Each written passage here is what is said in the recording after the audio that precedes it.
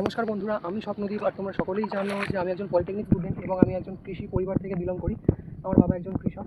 তো আজকে কোনো কারণবশত কলেজ ছুটি ছিল, যার কারণে কলেজ যাইনি। আমি মাঠে এসেছি বাপির একটু হেল্প করার জন্য। তো মাঠে এখন ধান চাষের প্রস্তুতি চলছে। তুমি দেখতেই পাচ্ছ তোমরা যে আমি এখন মাঠেতে আছি। তো তোমরা সকলেই ভাত খাও, মুড়ি খাও, আর তোমরা সকলেই জানো সেই সমস্ত কিছু তৈরি হয় চাল থেকে, আর সেই চাল হয় ধান থেকে। তো সেই ধান ফলাতে যে কতটা কষ্ট, তারই একটা ছোট্ট ক্লিপ শেয়ার করবো আপনাদের সকলের সাথে। তো ধান বীজ রোপণ করবার আগে মাটি তৈরি করতে হয়, জমি চষতে হয়। দেখতেই পাচ্ছ ট্র্যাক্টর চলে এসছে চষবে বলে, এবং আমার বাপি এখানে অ্যামোনিয়া ছড়াচ্ছে। একটু আগে বাপি খোল ছড়িয়ে দিয়েছিল। তো চষবার আগে যদি খোলটা ছড়ানো হয় আর অ্যামোনিয়াটা ছড়ানো হয়, সেটা জমির পক্ষে ভালো। বাপি, অ্যামোনিয়াটা ছড়ালে কি হবে? আর খোল ও ঘাসটা পচে জৈবর মতো হয়ে যাবে। আর খোলটা কেন ছড়ালে?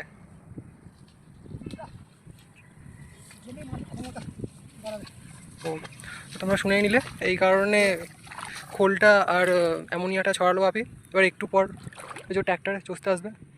এই ধান চাষ করতে কতটা যে কষ্ট, স্পেশালি সেটা তোমাদের সামনে তুলে ধরবার জন্যই আমি আজকে মাঠে এসেছি। দেখতেই পাচ্ছ কীরকম বন হয়ে আছে আর কীরকম জল। এই জল আর বনের মধ্যে বাপি অ্যামোনিয়া ছড়াচ্ছে। একটু আগে খোল ছড়িয়েছিল, সেই ভিডিওটা নিতে পারিনি কারণ তখন আমি ফোন নিয়ে আসিনি। তো একটু আগে বাপিকে দুটো জোঁকও ধরেছিল, তারপর ওইদিকে সাপও দেখা গেছিলো। তো এই রকম পরিস্থিতির সম্মুখীন হতে হয় সমস্ত কৃষকদেরই, যারা কৃষক পরিবার থেকে বিলং করে বা যারা কৃষক পরিবারের আশেপাশে থাকে, তারা সেটা ভালোভাবেই জানে। তোমরা দোকানে যাও, গিয়ে চাল কেনো, আলু কেনো, বাড়িতে চলে আসে, কৃষকদের কতটা কষ্ট সেটা তোমরা জানো না। যদি ধানের দাম একটুখানি বাড়ে তাহলে চালের দামও বাড়বে। চাল বা আলুর দাম বাড়া মাত্রই তোমরা বলো এত দাম, তবু তোমরা জানো না যে কৃষকদের ওইটা আসলে কিছুই না। এখন যেমন আলুর বাজার কত টাকা বস্তা তোমরা সকলেই হয়তো জানো, 100 টাকা, 150 টাকা, খুব জোর 200 টাকা বস্তা। এতে কৃষকদের কী হবে বলো? কৃষকদের কী হবে? এই যে ধান রুইয়েছে বা রুইবে একজন কৃষক, সে নিজে এত পরিশ্রম করছে, ট্র্যাক্টরের বিল, তার উপরে কিষেনদের রোয়া।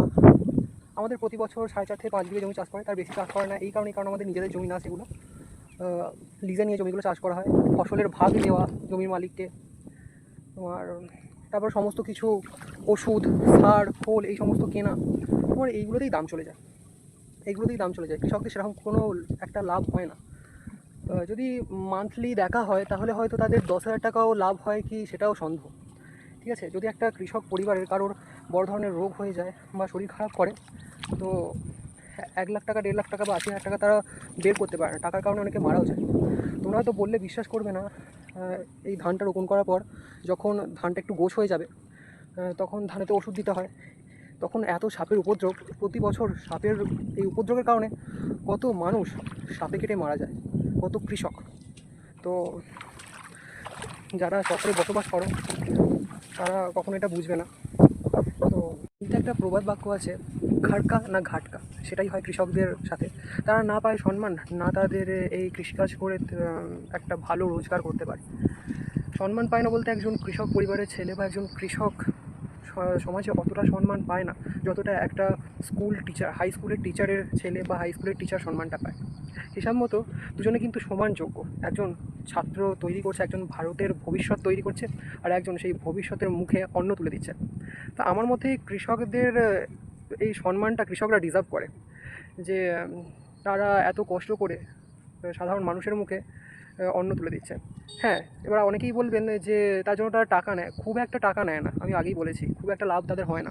তাও সামান্য অর্থের বিনিময়ে হলেও আপনাদের মুখে অন্নটা তো তারা তুলে দিচ্ছে। আপনাদের যতই টাকা থাক, আপনারা তো টাকাটা খেয়ে জীবনযাপন করতে পারবেন না। জীবনযাপনের জন্য খাদ্য আবশ্যক, এবং সেই খাদ্য আপনাদের মুখে তুলে ধরতে সাহায্য করে এই সাধারণ নিরুপায় কৃষকরা। তো আমার মতে প্লিজ কখনো কোনো কৃষককে বা কৃষক পরিবারের কোনো সন্তানকে বা ছেলেকে কখনো ছোট করবেন না। উইদাউট প্রিপারেশান আমি ভিডিওটি বানিয়েছি। হয়তো ভিডিওটিতে আমি সমস্ত কথা ভালোভাবে বলতে পারিনি বা ভালোভাবে তুলে ধরতে পারিনি, বা সমস্ত জিনিসটা ধান চাষের প্রথম ধাপের সেটা হয়তো তুলে ধরতে পারিনি। তবু যতটুকু তুলে ধরেছি আশা রাখছি আপনারা সকলে বুঝতে পেরেছেন। তো এখনের মতো আমি এখানেই ভিডিওটি সমাপ্ত করছি।